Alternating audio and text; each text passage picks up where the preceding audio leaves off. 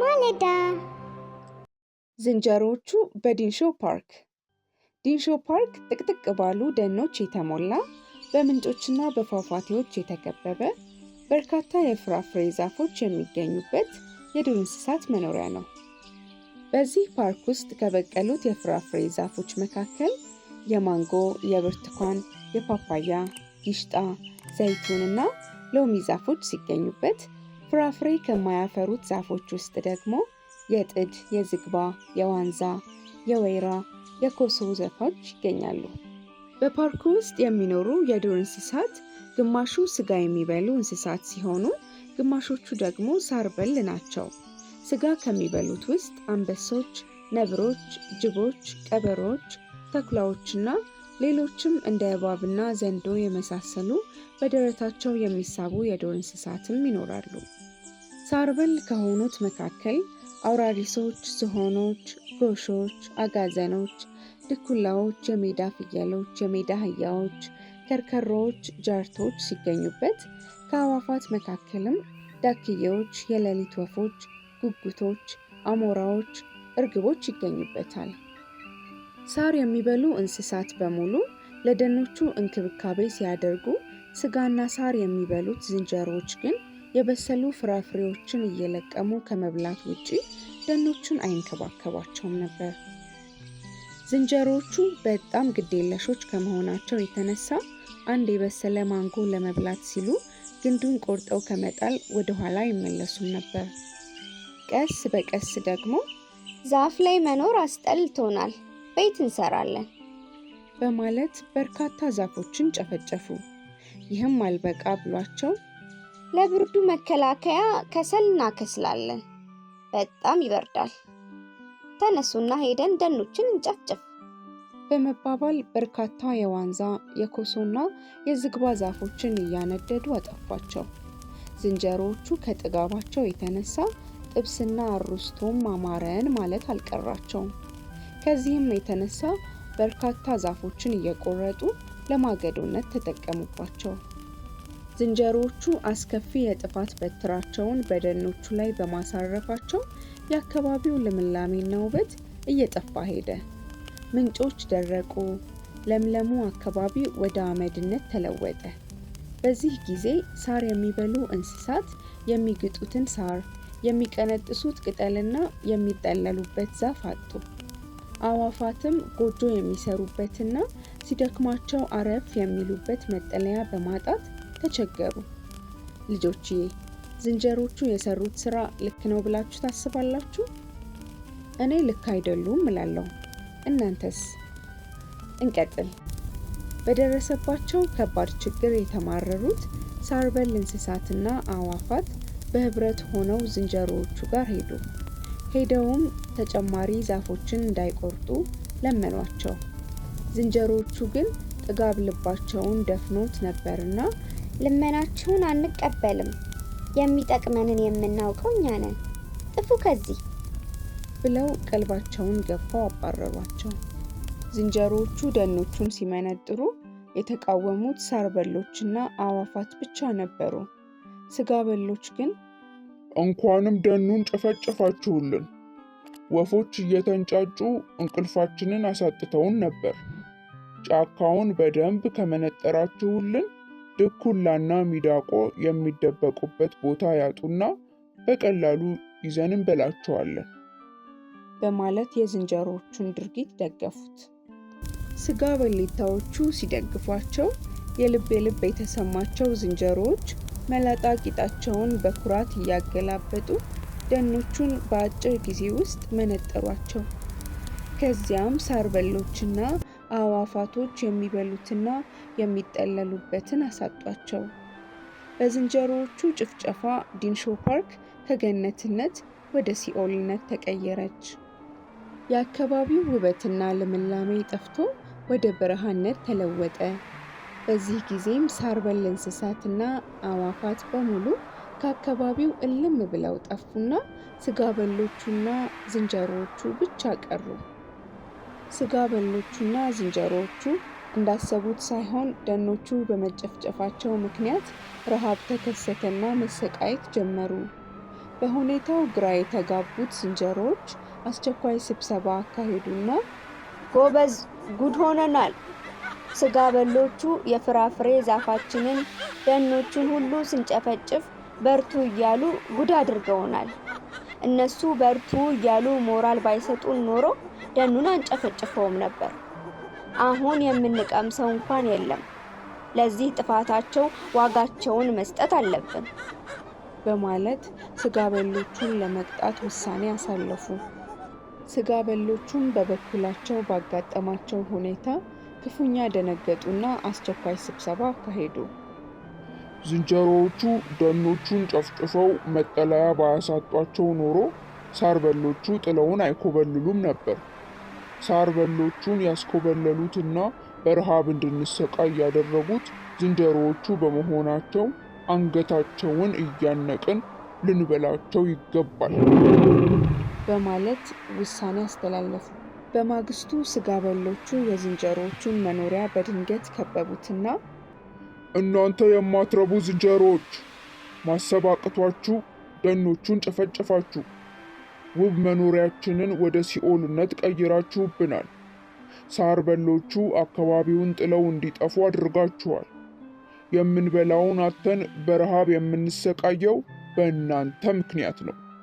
ለዚህ ጥፋታችሁ ደግሞ ዋጋችሁን ታገኛላችሁ በማለት ፎከሩባቸው። ዝንጀሮዎቹም የስጋ በሎችን ፉከራ ሲሰሙ ምንም አልፈሩም። እነሱም ድምፃቸውን ከፍ አድርገው እኛ ብቻ አይደለንም ጥፋተኞች፣ እናንተም ጥፋተኛ ናችሁ። ሳር በሎቹን በቀላሉ እንድንበላቸው በርቱና ደኑን መጨፍጨፉን ቀጥሉ አላላችሁም? ወፎቹ እየተንጫጩ አስቸግረውናል፣ ቶሎ ቶሎ ደኑን አጥፉልን አላላችሁም? ለተፈጠረው ጥፋት እኛ ብቻ ሳንሆን እናንተም ተጠያቂዎች ናችሁ። እናንተም ዋጋችሁን ማግኘት አለባችሁ አሉና በስጋ በሎቹ ላይ መልሰው ፎከሩባቸው። በዚህ ጊዜ ስጋ በሎቹ በንዴት እየዘለሉ ከዝንጀሮዎቹ መካከል ገቡና ትንቅንቅ ጀመሩ። በትንቅንቁ ብዙ ዝንጀሮዎች ተገደሉ። ዝንጀሮዎቹም የዋዛ አልነበሩምና እየተረባረቡ ስጋ በሎቹን እያነቁ ገደሏቸው። በዝንጀሮዎቹና በስጋ በሎቹ መካከል የተካሄደው ጦርነት ከባድ ነበር። ሁሉም በጦርነቱ ሲሞቱ ከስጋ በሎቹ መካከል አንድ ባለጎፈሬ አንበሳ፣ ከዝንጀሮዎቹ ወገን ደግሞ አንድ ፈርጣማ ጡንቻ ያለው ትልቅ ገመሬ ዝንጀሮ በሕይወት ተረፉ። ከጦርነቱ የተረፉት አንበሳና ዝንጀሮ እርስ በእርሳቸው ተፋጠው ቆሙ። ሁለቱም በጦርነቱ የሞቱ ወገኖቻቸውን በሐዘን እየተመለከቱ እስቲ ከመተናነቃችን በፊት እውነቱን እንነጋገር፣ ለደኖቹ መጥፋትና መጨፍጨፍ ዋነኛው ተጠያቂ ማን ነው? ብለው ተጠያየቁ። በዚህ ጊዜ አንድ ድምፅ ሁለታችሁም ተጠያቂዎች ናችሁ ሲል በቁጣ አንባረቀባቸው። ሁለቱም በሰሙት የቁጣ ድምፅ ተደናግጠው ድምፁን ወደ ሰሙበት አቅጣጫ ፊታቸውን አዞሩ። በአካባቢው ማንም አልነበረም። ግራ ገባቸው። ያ ድምፅ እንደዚህ ሲል ቀጠለ። የፍጡራን ሕልውና የተመሰረተው በእኔ ነው። እኔ ለእናንተ ቤታችሁ፣ ምግባችሁ፣ መጠለያችሁ ከመሆኔም ባሻገር የምትተነፍሱትን ኦክሲጅን ጭምር የምለግሳችሁ መመኪያችሁ ነበርኩ። እናንተ ግን ውለታዬን ረሳችሁ፣ በእሳትም አቃጠላችሁኝ፣ በመጥረቢያ አቆራረጣችሁኝ፣ ጣፋጭ ፍራፍሬዎችን በመገብኳችሁ፣ ጥላ ከለላ ሆኜ ከፀሐይ ንዳድ ባዳንኳችሁ፣ ንጹሕ አየር እንድተነፍሱ በረዳኋችሁ፣ የመሬት መሸርሸርን ባስቀረሁላችሁ፣ ለምን አጠፋችሁኝ? እስቲ መልሱልኝ። በደሌ ምንድን ነው? ለእኔ የተቆረቆሩልኝና የተከራከሩልኝ ሳር በሎቹና አዕዋፋት ብቻ ነበሩ። ለእናንተስ አልጠቀምኳችሁም ነበር? ሲል በጥያቄ አፋጠጣቸው። ልጆችዬ በደንብ እያዳመጣችሁ ነው? ከሆነ አንድ ጥያቄ ልጠይቃችሁ። በዝንጀሮቹና በስጋ በሎቹ መካከል ከተካሄደው ጦርነት በኋላ ከስጋ በሎቹ ወገን የተረፈው እንስሳት ምንድን ነው? መልሳችሁን ኮሜንት ላይ አስቀምጡልኝ። እንቀጥላለን። ያንን ንግግር የተናገረው በህይወት የተረፈ የማንጎ ዛፍ መሆኑን ሲያውቁ አንበሳውና ዝንጀሮ በድንጋጤ ክው ብለው ቀሩ። አንተነ በሚል ክርክር መጣላታቸውን አቁመው ራሳቸውን መመርመር ጀመሩ። የማንጎ ዛፍ በአስደናቂ ሁኔታ አፍ አውጥቶ እውነተኛ የምስክርነት ቃሉን ሲሰጥ መከራከር አቃታቸውና ምላሳቸው ተንተባተበ።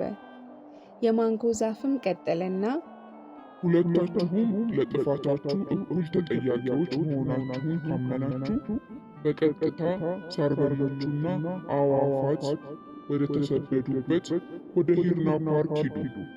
እዚያ ስትደርሱ እኔን በመጨፍጨፋችሁ ምክንያት የደረሰባችሁን ጉዳት ምንም ሳትደብቁ እውነቱን መስክሩላቸው አላቸው። እርስ በርስ ተናንቀው ሊጋደሉ የተዘጋጁት ባለጎፈሬው አንበሳና ገመሬው ዝንጀሮ ደኖችን በመጨፍጨፋቸው ላደረሱት ከፍተኛ በደል በህይወት ለተረፈው የማንጎ ዛፍ ተንበርክከው ይቅርታ ጠየቁትና ተያይዘው ወደ ሂርና ፓርክ አመሩ። ከብዙ ቀናት በኋላ ሂርና ፓርክ ሲደርሱ የተሰደዱትን ሳር በል እንስሳትና አዕዋፋትን በሙሉ አገኟቸው። እንስሳቱ እጅግ በተዋበው በሂርና ፓርክ ውስጥ ደኖችን እየተንከባከቡ በተድላና በደስታ መኖር ጀምረው ነበር። አንበሳውና ዝንጀሮው ሳር በሎቹና አዕዋፋቱ በተድላና በደስታ መኖራቸውን ሲመለከቱ በጣም ተገረሙ። በዲንሾ ፓርክ ውስጥ የሚኖሩ አንበሶችና ዝንጀሮዎች እርስ በርስ መጨፋጨፋቸውንና በህይወት የተረፉት እነሱ ብቻ መሆናቸውን ለሳር በሎቹና ለአዕዋፋቶቹ ሲነግሯቸው ሳር በሎቹና አዕዋፋቶቹ በጣም አዘኑ። እኛ ድሮውንም ቢሆን ነግረናችሁ ነበር። ደን ህይወት ነው። ደን እስትንፋስ ነው። ደን መጠለያ ነው። ያለ ደኖች አዕዋፋትም ሆኑ የዱር እንስሳት መኖር አይችሉም ብለን በየጊዜው ስንጮህ ሰሚ አላገኘንም ነበር። አሁን ከኛ ጋር ሆናችሁ ደኖችን እየተንከባከባችሁ ለመኖር ከፈለጋችሁ በደስታ እንቀበላችኋለን አሏቸው። አንበሳውና ዝንጀሮ በጣም ደስ ብሏቸው ከሳር በሎቹና ከአዕዋፋቱ ጋር ተቀላቀሉ። አንበሳውና ትልቁ ዝንጀሮ የደኖችን ጥቅም በሚገባ ስለተረዱ ደኖችን በመንከባከብ ብቻ ሊረኩ አልቻሉም። ስለ ደኖች ጥቅም ከቦታ ቦታ እየተዘዋወሩ ለዱር እንስሳት በማስተማር ብዙ የዱር እንስሳት ደኖችን እንዲንከባከቡና እንዲጠብቁ ማድረግ ቻሉ። ዝንጀሮውና አንበሳው ከጥፋታቸው በመጸጸት በሰሩት መልካም ስራ ብዙ እንስሳት ስለ ደኖች ጥቅም እንዲያውቁና ወደ በረሃነት የተለወጡ በርካታ ቦታዎችን በደኖች እንዲሸፈኑ አደረጉ። በዚህም የተነሳ ወደ በረሃነት የተለወጡ በርካታ ቦታዎች ለምለምና አረንጓዴ ቦታ ለመሆን በቁ። እሺ ልጆችዬ፣ ከዛሬው ተረታችን ምን ተማራችሁ? እስኪ ለወላጆቻችሁ ንገሯቸው። ከዛሬው ተረታችን የምንማረው ደኖች ምን ያህል ለእንስሳትና ለአዕዋፋት ጠቃሚዎች እንደሆኑ፣ ደኖችን መንከባከብና መጠበቅ እንዳለብን ነው። ተረቴን መልሱ አፌን በሰብስክራይብ፣ ላይክ፣ ኮመንት እንዲሁም ሼር በማድረግ ያብሱ። እወዳችኋለሁ። ባይ